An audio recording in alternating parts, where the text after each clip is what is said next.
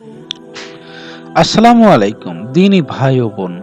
আজ আমরা জানতে চলেছি বিশ্বনবী সাল্লাল্লাহু আলাইহি ওয়াসাল্লাম এর মৃত্যুর সম্পর্কে ইনশাআল্লাহ। মুহাম্মদ সাল্লাল্লাহু আলাইহি ওয়াসাল্লাম দুনিয়া থেকে বিদায় নেওয়ার পর উমর প্রথমে তা বিশ্বাস করতে চাননি। বিদায় সংবাদ প্রচারিত হওয়ার পর তিনি উত্তেজিত হয়ে পড়েন ও বলেন যে মুহাম্মদ সাল্লাল্লাহু আলাইহি ওয়াসাল্লাম মৃত্যুবরণ করেননি এবং যে বলবে নবী মারা গেছেন আমি তার হাত পা কাটে দিব। এক সময় আবু বকর রাদিয়াল্লাহু তাআলা আনহু এসে ঘোষণা করেন, তোমাদের মধ্যে যারা মুহাম্মদ সাল্লাল্লাহু আলাইহি ওয়াসাল্লামের পূজা করত তারা জেনে রাখুক যে মুহাম্মদ সাল্লাল্লাহু আলাইহি ওয়াসাল্লাম মৃত্যুবরণ করেছেন, আর যারা আল্লাহর ইবাদত করত অবশ্যই তারা সর্বদা জীবিত থাকবেন, কখনো মৃত্যুবরণ করবেন না। আবু বকর রাদিয়াল্লাহু তাআলা আনহু কোরআন থেকে তিলাওয়াত করেন,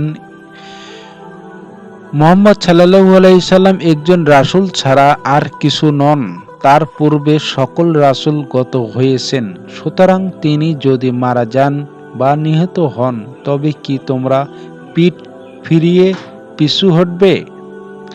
আর যে পিঠ ফিরিয়ে সরে পড়ে সে কখনো আল্লাহর ক্ষতি করতে পারবে না, আর আল্লাহ শীঘ্রই কৃতজ্ঞদের পুরস্কৃত করবেন। সূরা আল ইমরান আয়াত 144। এরপর ওমর রাদিয়াল্লাহু তাআলা আনহু সত্য অনুভব করেন এবং শান্ত হন। সুন্নিদের দৃষ্টিতে মৃত্যু সংবাদ অস্বীকার করা মূলত মুহাম্মদ সাল্লাল্লাহু আলাইহি সাল্লামের প্রতি তার ভালোবাসার বহিঃপ্রকাশ। খিলাফতের প্রতিষ্ঠা। ওসামা বিন জায়েদের নিকট প্রেরিত চিঠি। বিশ্বনবী সাল্লাল্লাহু আলাইহি ওয়াসাল্লাম মৃত্যুর পর খিলাফতের প্রতিষ্ঠায় উমর রাদিয়াল্লাহু তাআলা আনহু গুরুত্বপূর্ণ ভূমিকা পালন করেছেন।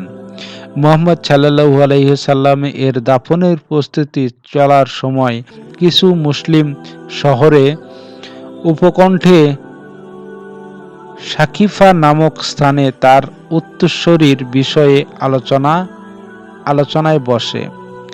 এরপর আবু বকর রাদিয়াল্লাহু তাআলা আনহু, উমর এবং আবু উবাইদা ইবনুল জাররাহ এখানে উপস্থিত হন।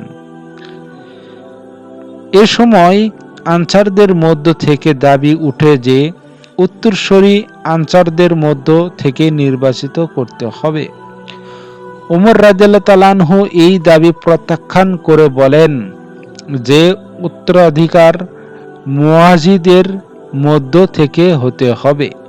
কিছু গোত্র ইসলাম পূর্ব গোত্রীয় নেতৃত্ব ব্যবস্থায় ফিরে যেতে ইচ্ছুক ছিল, যাতে প্রত্যেক গোত্রের নেতা গোত্রকে নেতৃত্ব দিতে পারে। শেষ পর্যন্ত আবু বকরকে খলিফা হিসাবে অধিক যোগ্য বলে দাবি করে তার প্রতি উমর আনুগত্য প্রকাশ করেন। এই সিদ্ধান্তে শেষ পর্যন্ত সবাই মেনে নেয়। ইসলামী খিলাফতের প্রতিষ্ঠা উমর রাদিয়াল্লাহু তাআলা আনহুর সবচেয়ে গুরুত্বপূর্ণ অবদান ধরা যায়। পৃথিবীর ইতিহাসে এই গুরুত্বপূর্ণ ভূমিকা রয়েছে হযরত আবু বকর রাদিয়াল্লাহু তাআলা আনহুর যুগ। হযরত আবু বকর রাদিয়াল্লাহু তাআলা আনহুর শাসন আমলে উমর রাদিয়াল্লাহু তাআলা আনহু একজন প্রধান সচিব ও উপদেষ্টা হিসাবে দায়িত্ব পালন করেছেন। রিদ্রার যুদ্ধে সময় প্রথমে তিনি আবু বকরের কিছু মতের সাথে একমত না হলেও পরে তা মেনে নেন এবং তাকে সহায়তা করেন। শেষ পর্যন্ত বিদ্রোহীদের দমন করে আরব উপদ্বীপে একতাবদ্ধ করা হয়।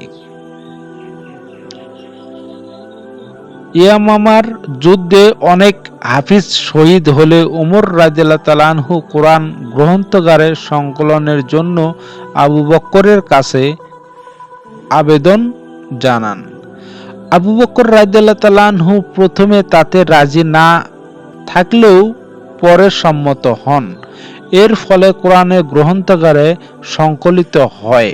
আবু বকর রাদিয়াল্লাহু তাআলা আনহু মৃত্যুর পূর্বে উমরকে রাদিয়াল্লাহু তাআলা আনহু তার উত্তরসূরি নিয়োগ দিয়ে যান। ইসলামের দ্বিতীয় খলিফার দায়িত্ব গ্রহণ। ওমর রাদিয়াল্লাহু তাআলা আনহু কঠোর প্রকৃতির ছিলেন, তাই অনেকেই তাকে পরবর্তী খলিফা হিসেবে সমর্থন করতে চাননি। তবে এরপর আবু বকর রাদিয়াল্লাহু তাআলা আনহু তাকে নিজের উত্তরসূরি মনোনীত করে যান। ওমর রাদিয়াল্লাহু তাআলা আনহু তার ইচ্ছা শক্তি ও বুদ্ধিমত্তা, রাজনৈতিক সচেতনতা, নিরপেক্ষতা, ন্যায় বিচার এবং দরিদ্র ও অসহায়দের প্রতি সদয় আচরণের জন্য পরিচিত ছিলেন। উল্লেখ করা হয় যে আবু বকর রাদিয়াল্লাহু তাআলা আনহু তার উচ্চ পর্যায়ের উপদেষ্টাদের বলেছিলেন, আমার কোমলতার জন্য তার উমর রাদিয়াল্লাহু তাআলা আনহুর কঠোরতা ছিল। যখন খিলাফতের ভার তার কাঁধে আসবে তখন সে আর কঠোর থাকবে না। যদি আল্লাহ আমাকে জিজ্ঞেস করেন যে কাকে আমি আমার উত্তরসূরি নিয়োগ করে দিয়েছি, তবে আমি তাকে বলবো যে আপনার লোকদের মধ্যে শ্রেষ্ঠ ব্যক্তিকে নিয়োগ করে দিয়েছি।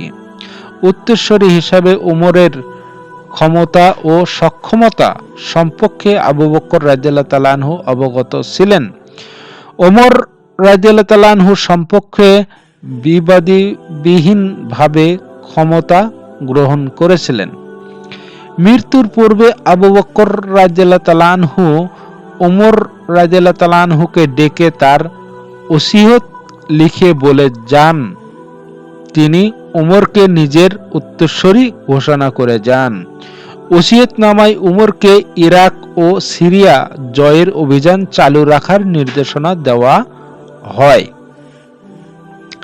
আবু বকর রাদিয়াল্লাহু তাআলা আনহুর সিদ্ধান্ত ইসলামিক খিলাফতে শক্তিশালী করতে ভূমিকা রেখেছিলেন। 22শে আগস্ট আবু বকর রাদিয়াল্লাহু তাআলা আনহু মৃত্যুবরণ করেন। ওই দিনে উমর রাদিয়াল্লাহু তাআলা আনহু খলিফার দায়িত্ব গ্রহণ করেন। উমর রাদিয়াল্লাহু তাআলা আনহুর প্রাথমিক চ্যালেঞ্জ। ক্ষমতা প্রাপ্তির পর সকল মুসলিম তাকে বায়াত প্রদান করেন। তার ব্যক্তিত্বের কারণে জনতা তাকে সমীহ করত। মুহাম্মদ ও হুসাইন আইকলের মতো ওমরের প্রথম চ্যালেঞ্জ ছিল তার প্রজা ও মজলিস আর শূরার সদস্যরা মন জয় করা। ওমর বাগী ব্যক্তি ছিলেন। জনগণের মনে স্থান করে নেওয়ার জন্য তার এই দক্ষতা সাহায্য করেছে।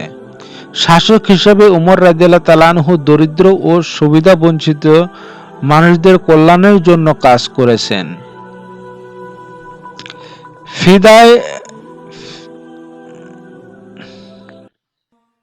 ফিদাকের জমি ব্যাপারে তিনি আবু বকরকে নীতির অনুসরণ করেছেন এবং একেই রাষ্ট্রীয় সম্পত্তি হিসাবে ব্যবহারের নীতি চালু রাখেন।